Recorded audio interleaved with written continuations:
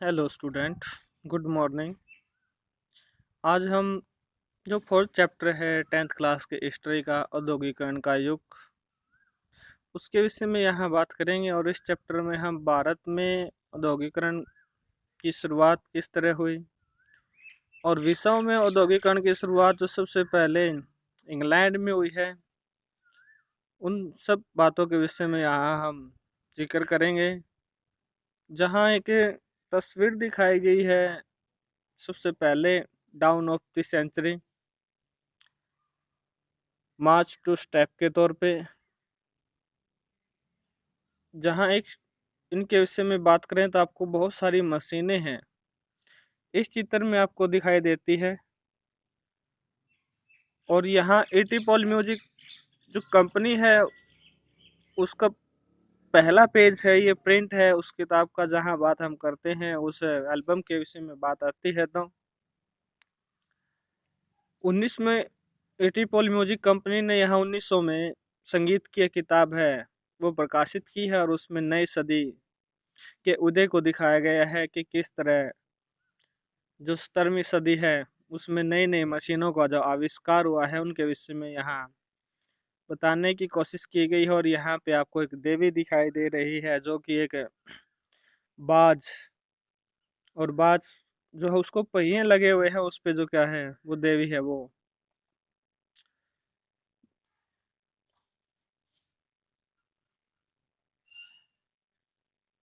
Machine और तकनीक का महिमा मंडन यहाँ कर रही है। और यहाँ कुछ शब्द दिए गए हैं नए शब्द के तौर पे, प्राच्य शब्द दिया गया है। भूमध्य सागर के पूर्व में स्थित देश हैं। शॉर्ट क्वेश्चंस की बात आती है कि प्राच्य क्या है, कि भूमध्य सागर के पूर्व में स्थित जो देश रहे हैं एशिया के, उनके लिए इस्तेमाल किए जाने वाला ये शब्द रहा है, जो कि रहस्यमय हैं, जो पारंपरिक और रहस्यमय प्रक्रियाएं हैं जिनकी। और यहाँ भी कोई दो चीज़ें दिखाई गई हैं, दो चित्र आपको दिखाई दे रहे हैं। एक तो टू मैजिशियन के विषय में दिखाई दे रहा है और दूसरा मैकेनिकल के तौर पे दिखाई दे रहा है। मैजिशियन के तौर पे अलादीन चिराग के तौर पे यहाँ दिखाया गया है कि जो प्राचीन समय के विषय में बात की गई है जिसमें, और मैकेनिक को आधुनिक समय के तौर पे दिखाया गया है। ये बातें यहाँ दिखाना चाहता है इसके माध्यम से। उसके बाद हम बात करें औद्योगिक क्रांति से पहले। औद्योगिक क्रांति से पहले अगर बात आती है तो एक शब्द आता है हमारे सामने, आदि औद्योगिकरण।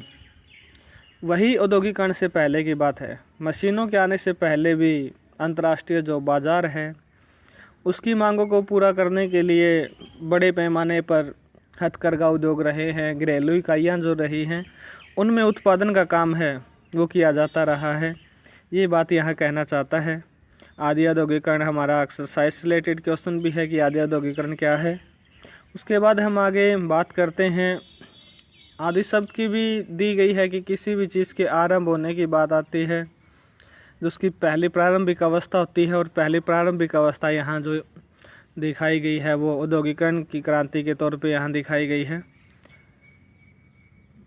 आगे जहाँ हम बात करें तो यहाँ सूत काटते हुए भी एक 18वीं सदी के तौर पे महिला को चरखे के तौर पे यहाँ दिखाया गया है। और हमारी जो माताएं रही हैं, जो हमारी दादी जी रही हैं, वो पहले इसी तरह का सूत काटने का कार्य किया करती थी। और इस सूत कताई से जो कपास की जो प्रोसेस है, जो यूनिट है, उससे संबंधित अगर हम बात करें तो यहाँ हमें कुछ 3 शब्द हैं वो हमें देखने को मिलेंगे, जिनके विषय में हम बात करेंगे। इंग्लैंड में जो कपास व्यापारी है जिन्हें स्टेपलर्स से ऊन खरीदते थे, उससे जो धागा मिलता था उसे बुनकरों में फुलर्स की बात की गई है, रंगसाजों के पास ले जाया जाता था। उसके बाद उस कपड़े की फिनिशिंग वगैरह है वो की जाती रही है। फिनिशिंग के तौर पे आता है कि लास्ट स्टेप के तौर पे जहाँ हमें कपड़ा है वो मिल जाता है, क्योंकि कपास से पहले तो तीनों स्टेपों के विषय में यहाँ बात की गई है। जहाँ स्टेपल की हम बात करते हैं, ऐसा व्यक्ति है जो रेशों के हिसाब से ऊन को स्टेपल करता है। स्टेपल मतलब छांटता है, देखता है कि कौन सी जो कपास है यहाँ आई है वो बेस्ट क्वालिटी की, महीन किस्म की कौन सी है, बारीक किस्म की कौन सी है, जिससे कि बारीक रेशम है वो प्राप्त हो सके, रेशा प्राप्त हो सके। तो उसके हिसाब से लंबे रेशे की है, छोटे रेशे की है, मध्यम रेशे की जो कपास है उन्हें छटाई की बात की गई है। यहाँ पे फुलर की बात करता है कि व्यक्ति जो फुल करता है या चुनेटों के सारे कपड़े को लपेटता है। जब हम दुकान पे जाते हैं तो हमें एक रोल दिखाई देता है, बहुत बड़ा बंडल होता है जो कपड़े का, उसको उस पर रोल किया होता है। तो उसी तरह से कपड़े को अंतिम मतलब रोल करने की बात है, रोल करने लपेटने की बात आती है। और कार्डिंग के लिए यहाँ बात करते हो तो वैसे फुलर है ये लास्ट स्टेप है जहाँ बात आते हैं, तो बीच में कार्डिंग स्टेप आ जाता है, इन्होंने लास्ट में रखा गया है। यहाँ पहले हमने देखा कि स्टेपल कर लिया गया उनको, उसके बाद कार्डिंग की बात आती है। कपास का ऊन आदि रेशों में कताई के लिए तैयार किया जाता है। पहले छांटने के बाद और उसको फिर जो क्या है कताई के लिए बेच देने की बात है, उन्हें अलग अलग करने, वहाँ तो छटनी की गई है और वहाँ फिर उन्हें अलग अलग प्रोसेस यूनिट में भेज दिया जाता है। तो इस तरह की बात यहाँ आती है। और जो सौदागर हैं जो इस तरह का जो काम करवाते थे, प्रत्येक सौदागर के पास 20 से 25 जो कारीगर हैं वो काम करते आए हैं इस तरह की क्रियाओं के लिए। उसके बाद हम आगे कारखानों के उदय के विषय में बात करते हैं। तो इंग्लैंड में सबसे पहले 1730 के दशक में कारखाने जो खुलते हैं, 1730 के दशक की बात की गई है। दशक में आप समझ सकते हो कि 10 सालों की बात यहाँ आती है। तो यहाँ वो बातें दी गई है कि इंग्लैंड में सबसे औद्योगिकरण की शुरुआत कब हुई है, 1730 की बात यहाँ है। कपास कॉटन का युग जो पहला प्रतीक है जो आखिर कपास के उत्पादन में वृद्धि हुई है। 1760 के ब्रिटेन अपने कपास उद्योग की जरूरतों को पूरा करने के लिए 50 लाख पौंड कच्चे कपास का आयात करता था। तो आप समझ सकते हो कि ये कपास कहाँ से जाती थी। हमने पिछले चैप्टर में हमने देखा था कि भारतीय कपड़े की तो मांग गिर गई थी, लेकिन कच्ची कपास जो क्या है भेजी जाने लगी है। तो यहाँ फिर आगे बात की गई है 1787 में आसपास आयात बढ़कर 250 लाख पौंड तक पहुँच गया था। तो ज़्यादा संख्या में मतलब लगभग 200 गुना वृद्धि है वो हो जाती है। और महज 27 साल में ये देखिए कितनी वृद्धि यहाँ देखने को मिली है यहाँ पे। और 18वीं सदी में कई ऐसे आविष्कार हुए जिन्हें उत्पादन प्रक्रिया कार्डिंग, ऐंठना, कताई, लपेटना के हर चरण की कुशलता यहाँ बढ़ा दी गई है। प्रति मजदूर उत्पादन क्षमता है वो बढ़ाई गई है। सॉर्ट क्वेश्चंस के विषय में भी बात आ जाती है कि सूती कपड़े की रूपरेखा सबसे पहले किसने रखी है। सूती कपड़े की रूपरेखा रखी है रिचर्ड आर्कराइट ने। सूती कपड़े की रूपरेखा रखने वाला ये पहला व्यक्ति है जहाँ बात करते हम। उसके बाद आगे जिक्र करता है औद्योगिक परिवर्तन की रफ्तार की बात यहाँ की गई है कि उद्योगों में किस तरह से जो परिवर्तन है हमें जो रफ्तार से हमें वो देखने को मिला। क्योंकि एक परिवर्तन तो हम यहाँ देख चुके थे कि 27 सालों में जो आयातित किया जाने वाला कच्चा माल रहा है वो 25% से, अगर लाख पौंड की बात करें 25 लाख पौंड से 220 लाख पौंड तक चला गया है। तो इतना अगर कच्चा माल आया है तो आप समझ सकते हो कि कपड़े बनाने की दर क्या होगी, किस दर से कितनी तेज़ी से जो कपड़ा है वो बनाया जाता होगा। यहाँ पे उनके विषय में बात की गई है। और बनाने के जो चरण हैं, रफ्तार की जो कारण है वो यहाँ कुछ कारण दिए गए हैं। वो कारण ये इम्पोर्टेंट क्वेश्चंस के विषय में बात आ जाती है। जो 6 नंबर के क्वेश्चंस की बात अगर हम करते हैं तो यहाँ पे होता है सूती उद्योग और कपास उद्योग ब्रिटेन में सबसे पहले फलते फूलते उद्योग थे। सबसे पहले कारखाने हैं वो सूती कपड़े के उद्योगों के ही यहाँ स्थापित किए गए हैं। और 1840 के दशक तक औद्योगिकरण के पहले चरण में सबसे बड़ा उद्योग बन चुका है और वो भी सूती कपड़ा उद्योग की यहाँ बात करें तो भारत में भी अगर कपड़े उद्योग की बात करें तो कृषि के बाद दूसरा ऐसा कारखाना या क्षेत्र है जो सबसे ज़्यादा श्रमिकों को रोजगार देता है। 1840 के दशक में इंग्लैंड में, 1860 के दशक में उपनिवेशों में रेलवे का विस्तार होने लगा। इंग्लैंड में तो 1840 में, 1860 में दूसरे देशों में रेलवे का विस्तार क्यों करवाया? क्योंकि वहाँ से कच्चा माल भी तो अपने देश वापस लेके आना था बंदरगाहों का तक पहुँचाने के लिए उस माल को, ताकि समुद्री जहाज़ों में लाद कर जो कि इंग्लैंड लाया जा सके। इस वजह से फलस्वरूप लोहा स्टील की ज़रूरतों में यहाँ वृद्धि देखने को मिली है। और 1873 तक ब्रिटेन में लोहा स्टील निर्यात का मूल्य लगभग 7.7 करोड़ पौंड हो गया है। तो ये पहला कारण यहाँ है कि औद्योगिकरण के जो शुरुआत की बात करें तो इसके लिए रेलवे का विस्तार है वो देखने को मिला है। दूसरे पॉइंट की जहां बात आती है तो नए उद्योग परंपरागत उद्योगों को आसानी से हाशिए पर नहीं धकेल पाए। जो नए कारखाने लगे तो वो पुरानों को धकेलने में इतनी जल्दी कामयाब नहीं हो पाए, क्योंकि जो तकनीक के विकास की बात आई है उसमें कुछ घरेलू इकाइयाँ को वो प्रभावित नहीं कर पाए।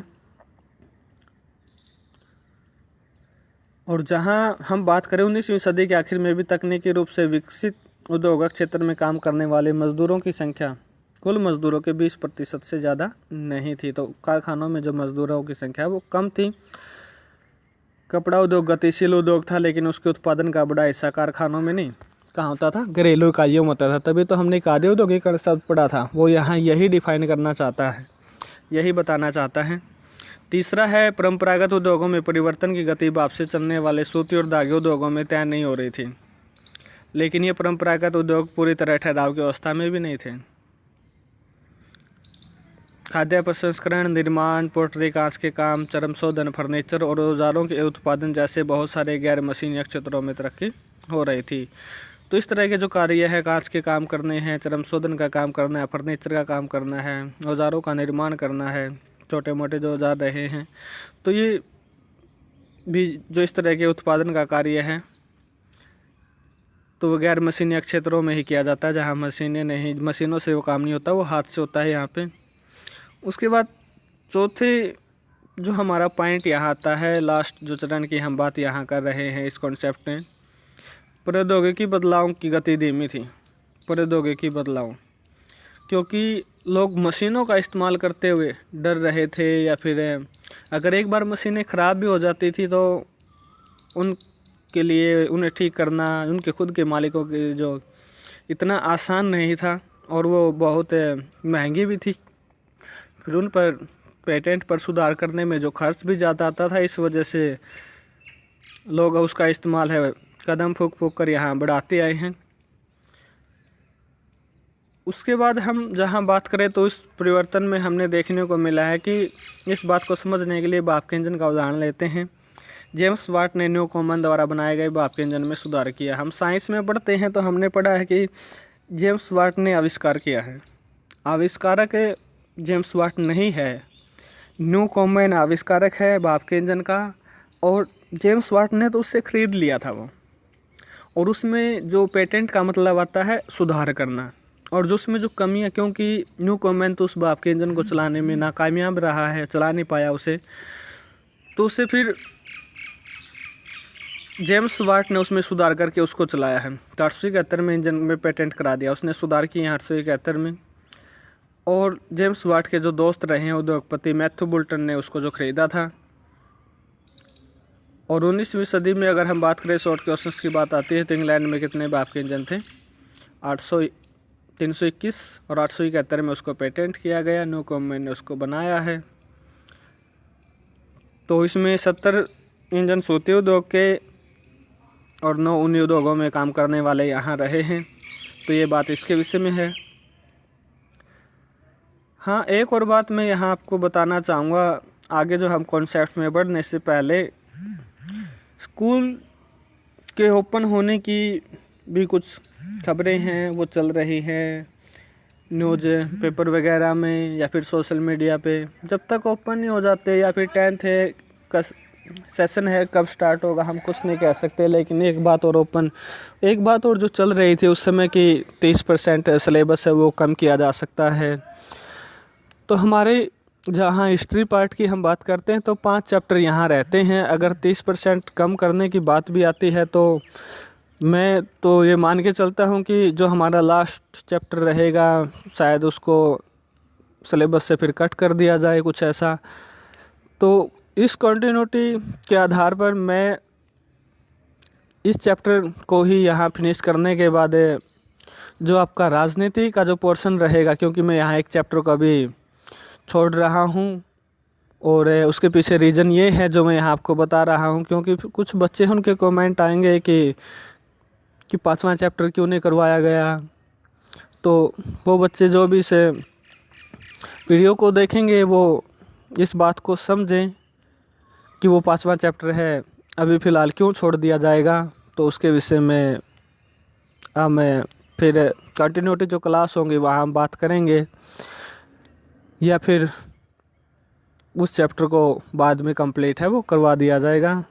तो आप सभी का धन्यवाद।